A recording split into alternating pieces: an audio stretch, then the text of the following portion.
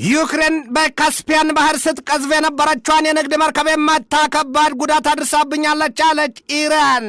የምጣዱ እያለ እንቅቡ ተንጣጣ፣ ባልየው ተቀምጦ ሽማው ተቆጣ ይሏል። አሜሪካ በበኩሏ በኢራን ላይ የሚፈጸመው ጥቃት በጊዜያዊነት ይቆም ዘንድ መመሪያ መስጠቷ ተሰምቷል። የአሜሪካው ፕሬዚደንት ዶናልድ ትራምፕ የዚያን መሰል ትዕዛዝ ለጦር ኃይላቸው መስጠታቸው ቢነገርም ታዲያ ግን አይሁዳዊቷ ሀገር እስራኤል ፕሬዚደንቱ ከኢራን ጋር ለመደራደር ያለሙት እቅድ ሁሉ ቅዠት ሆኖባቸው ወደ ጦርነቱ እንደሚመለሱ ዓለም አይጠራጠር ነው ያለችው።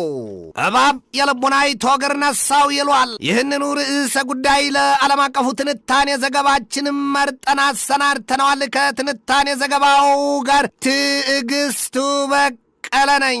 የሰጠ ቢነሳ የለበት ወቀሳን ያስታውሷል። የአሜሪካው ፕሬዚደንት ዶናልድ ትራምፕ ኢራንን እንደ ሸንኮራ አገዳ መጠንጥለናታል ቢሎም ፋርሳይቱ ሀገር ኢራን ግን ምንም ብቀጥን ጠጅ ነኝ ያለ እንደተባለው መጠጥ ሆና ለአሜሪካ ጥቃት የማታጎበድድ ይባስ ስትልም በአጻፋ ምላሿ ድፍን ዓለም እንድንቅም ጭንቅም ያደረገች ሀገር መሆኗን አስመስክራለች ይሏታል። አሜሪካ ብትጥዳት፣ ብታገነፍል፣ ብትቀቅል፣ ብትቆላት አርሳ አልበስል ያለቻትን ኢራንን ለ13ኛ ተከታታይ ሌሊቶች በእሳት ዶፏ ስታዘንብባት ኢራን እሳቱን በእሳት ነው ያለችው። በአብዮታዊ ዘብ ኃይሉ አጀ ኳታርና የሳውዲ አረቢያን የነዳጅ ጫይ መርከቦች በሆርሙዝ የውሃ ወሽመጥ ስታበጥራቸው፣ በየመን ሀውቲዎች እጅ ደግሞ ሁለት የሳውዲ አረቢያን የነዳጅ ጫይ መርከቦችን በቀይ ባህር የባብ አልማንዳብ ማንፈሯና የሳውዲ አረቢያ መርከቦችም የኋሊ ሽሽት መፈርጠጣቸው ይታወቃል። በዚያም የተነሳለ የገባቸው ሳውዲ አረቢያ የምትመራው የጦር ጥምረት ታዲያ በየመን የሀውቲዎች ይዞታዎች ናቸው የተባለላቸውን የተለያዩ ስፍራዎች በቦምብ አበላው ሲያሾቃቸው መዋል ማደሩ ተነግሮለታል። ሀውቲዎች የድንጋይ ንፍሮ ናቸው ይሏቸዋል። አንድ ጊዜ ወደ ጦር አውድማ ከገቡ የሚበግር የሚያስቆማቸው ኃይል የለም ይሏቸዋል። ያንን ደግሞ ከሳውዲ አረቢያም በላይ አጣፍጦና አስማምቶ ሊመሰክር ከቶም ሊናገር የሚችል የለም ነው የሚባለው። ከዚህ ቀደም ሀውቲዎች በኢራን ስሪቶቹ የባለስቲክ ሚሳይሎች ጥቃታቸው በሳውዲ አረቢያ ጂዛን ግዛት በተለይም የአራምኮን የነዳጅ ማቀነባበሪያ ስፍራ ዶግ አመድ ማድረጋቸው አይዘነጋም።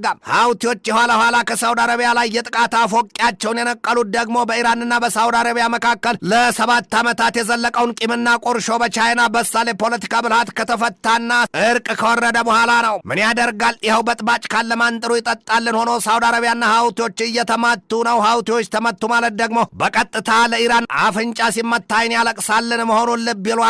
ኢራን በፋርስ ባህር የሆርሙዝን የውሃ መተላለፊያ ወሽመጥ፣ ሀውቲዎችን በቀይ ባህር የባብ አልማንዳብን በሩን ክርችምችም ዝግት አድርገውታል። የአውሮፕላን ቦምብ፣ የባለስቲክና የክሩይዝ ሚሳይሎች እርሳስ ኢራን በሮቹን የቆለፈችባቸውን ቁልፎች ገነጣጥሎ መክፈት አልቻለም። እናም የአሜሪካው ፕሬዚደንት ዶናልድ ትራምፕ የሰው ልጅ በፍቅር እንጂ በኃይል የማይገዛ የማይቻል የማይታሰብ ትልቅ እንስሳ መሆኑን የተረዱት ይመስል ዛሬም ደግሞ በትሩ ይቁምና ወደ ድርድር እንመለስ ማለታቸው ተሰምቷል። ትራምፕ ያንን እንዲሉ ያስገደዳቸው ነገር ደግሞ ሁለት ነው ይሏቸዋል። አንዱ ኢራን በጦርነቱ የማትሸነፍ ከቶም የማትንበረከክና የማትብረከረክ የማትታጠፍ መሆኗን፣ ሁለተኛው ደግሞ በዓለም አቀፍ ገበያ የነዳጅ ዘይት እጥረትና የዋጋ ንረት መፈጠሩ ነው ሲሉ የሚያሳዩባቸው ህልቆ መሳፍርት የላቸውም።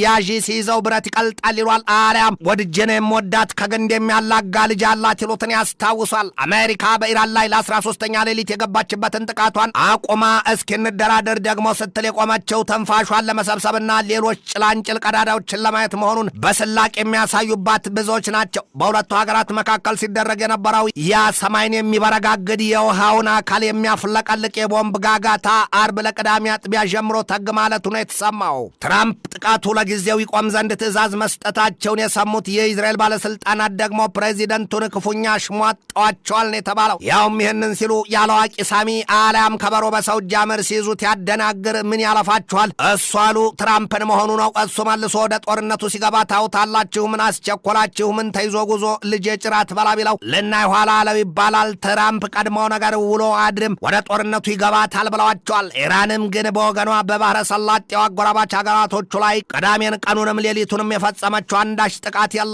ውሃን ምን ያስጮሃል ቢሉት ድንጋይ ላይ ይሏል። የአሜሪካው ፕሬዚደንት ፕሬዚደንት ዶናልድ ትራምፕ የጦር ኃይላቸው በኢራን ላይ ጥቃቱን ያቆም ዘንድ ትዕዛዝ የሰጡት አርብና ቅዳሜ መሆኑን የአግዚዮስ ዘገባ ይዘረዝራል። የእስራኤሉ ካን የዜና ምንጭ ባሰራጨው ዘገባው ደግሞ የሀገሪቱ ጦር ኃይል ለግዙፍ ጦርነትና በኢራን ላይ ከባድ ጥቃት ለመሰንዘር እንደጫኑት ጋላቢው የአባዳኛውና ባታጠቅ ሰንጋ ፈረስ እየተቁነጠነጠ መሆኑን ሲያሳይ የእስራኤሉ ቻናል 12 የዜና አውታር አርታኢው ያሮን አቭራምም ተመሳሳይ ዘገባን ያሰራጨው። ሌላውና ለቻናል 12ም ለአሜሪካው አግዚዮስም የዜና ምንጮች የሚዘግበው ባራክ ራቪድ በበኩሉ የአሜሪካ ጦር ኃይል ለ14ኛ ሌሊት ለአርብ ጥቃት ያሰናዳው የጥይትና ሲዳረር ለጊዜው መቆሙ ካልሆነ በስተቀር ሌላ ትርጉም የለውም። መሳሪያው ተቀባብሎ መጠበቂያው ተፈቶ የጦር ኃይሉ ጣቱን በመላጩ ላይ እንዳደረገው ነው ትራምፕ አታድርገው የሚል ትዕዛዝ የሰጡት ሲል አማሯል።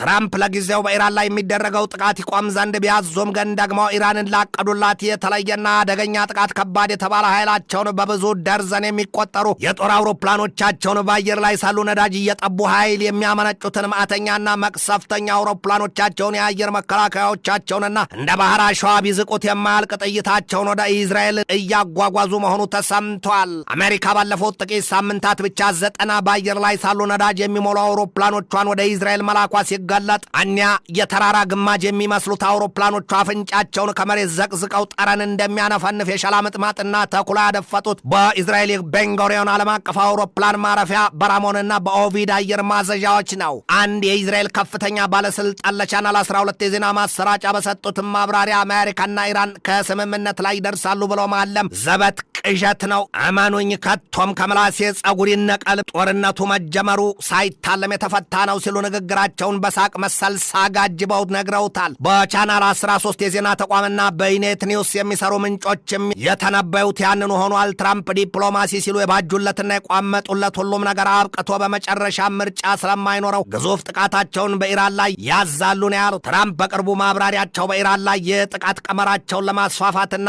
የኢራኗን ዋና ኃይል ስፍራና ድልድዮችን እያወደሙ ዘልቀው የእግረኛ ኃይላቸውን አስገብተው የኢራኗን ዋናዋን የነዳጅ ዘይት ጮማና ፍሪዳ የካርግን ደሴት ለመያዝ ከዚያም ደግሞ አከታትለው ኢራን የምድርን ከርስ በጥልቀት ቦርቡራና ነድላ በቅርጣለት ስናይ ኒኩለር ጦር መሳሪያዋን ቀብራበታለች ተብሎ የሚታመነውን የፒካክስን ተራራ ነድለው ሊያፈራርሱት ከቶም በእነዚያ መርዘኛና መዘዘኛዎቹ በአሜሪካ እጅ ብቻ በሚገኙት የቢ2ቶቹ ቦምብ ኳሱን አውሮፕላኖቻቸው የኢራንን የኒኩለር ጦር መሳሪያ ነቀዝ የበላው ስንዴ ሊያደርጉት አስልተዋል ነው የሚባለው። አይፈጩት አይቆሉትን አመድ ይሏል። በአሜሪካ ጦር የጥምር ኃይሉ ዋና አዛዥ ጀነራል ዳንኬን በበኩላቸው የጦር ኃይሉን በከፍተኛ ደረጃ ለጥቃት ተሰናድቶ በአንድ እግር አንድ ጣቱ ጦሩን ሰብቆ ከኢራን ሳምባ ላይ ሊቀበቀበው ተንጠራርቶ ቆሟል ነው ያሉት። የአሜሪካው ፕሬዚደንት ዶናልድ ትራምፕ ፈራ ተባ ባይልባቸው አንዴ ወደ መሳሪያው ምላጭ አንዴ ደግሞ ወደ ድርድር ጠረጴዛው በሚያማትርበት በዚህ ወቅት የእስራኤሉ ጠቅላይ ሚኒስትር ቤንያሚን ኔታንያሁ ነገ ማክሰኞ ወደዚያው ወደ አሜሪካ ዋይት ሃውስ ተጉዘው የቀዘቀዘውን ወኔያቸውንና ሐሞታቸውን ሊያስቆጡት ተዘጋጅተዋል ነው የተባለው። የእስራኤሉ ቻናል 12 ባሰራጨው ዘገባው የሀገሪቱ ጠቅላይ ሚኒስትር ቤንያሚን ኔታንያሁ ከደህንነት ተቋማቶቻቸው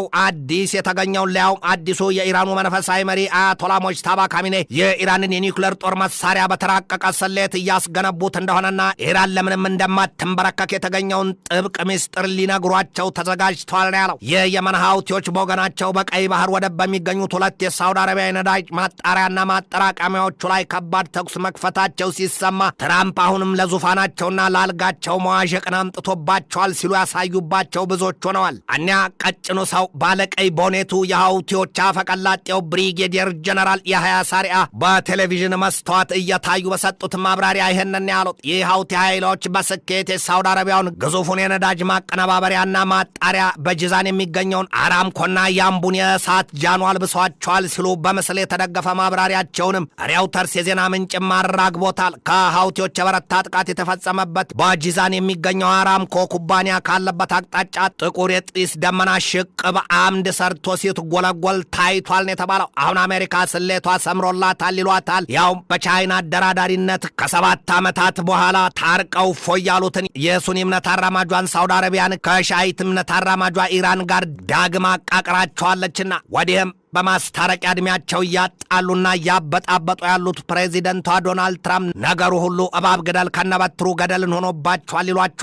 ለኢራን የበጠበጡት መርዝ ከቶም የሳሉት ሰይፋቸው ለእርሳቸውም ሕይወት የሚመለስ አልሆነምና ሲሉ ይሳለቁባቸው ይዘዋል። ያምቡ በቀይ ባህር የሚገኝ ዋናው የሳውዲ አረቢያ የነዳጅ ዘይት መላኪያ ወደብ ነው። የሳውዲ አረቢያው ግዙፉ የነዳጅ ኩባንያና ማቀነባበሪያ ስፍራ አራምኮ የሚገኝበት የጂዛን ግዛት ለየመን ድንበር በቅርብ ርቀት ላይ ያለና በቀን 400,000 በርሜል ነዳጅ ዘይት የሚጣራበት ስፍራ ነው። በመስተዋት ቤት የሚኖር ሰው በሰው ቤት ላይ ድንጋይ ወረውርም ይሏል። ሳውዲ አረቢያን የቀበጡለት ሞት አይገኝ ምን ያደረጋት ደግሞ ድንገቷን በሀውቲዎች ላይ የሰነዘረችው ጥቃት ዛሬ የአንድ ቀን መዘዝ ያለ 9 ወር አይመዘዝን ሆኖባታል ይሏታል። በኢራን የሚደገፉት ሀውቲዎች የየመኗን ዋና ከተማ ሳንአን ከአውሮፓውያኑ 2014 ጀምሮ መቆጣጠራቸው አይዘነጋም። ይህ በእንዲህ እንዳለ በኢራን የተያዘው ጦርነት ከፋርስ ባህር ወደ ቀይ ባህርና ወደ ካስፒያን ባህር መስፋፋቱ ሲነገር ኢራን ትናንት ባወጣቸው መግለጫዋ ዩክሬን በካስፒያን ባህር ስትቀዝፍ የነበረችዋን መርከቧን ከባድ ጥቃት እንደፈጸመችባትና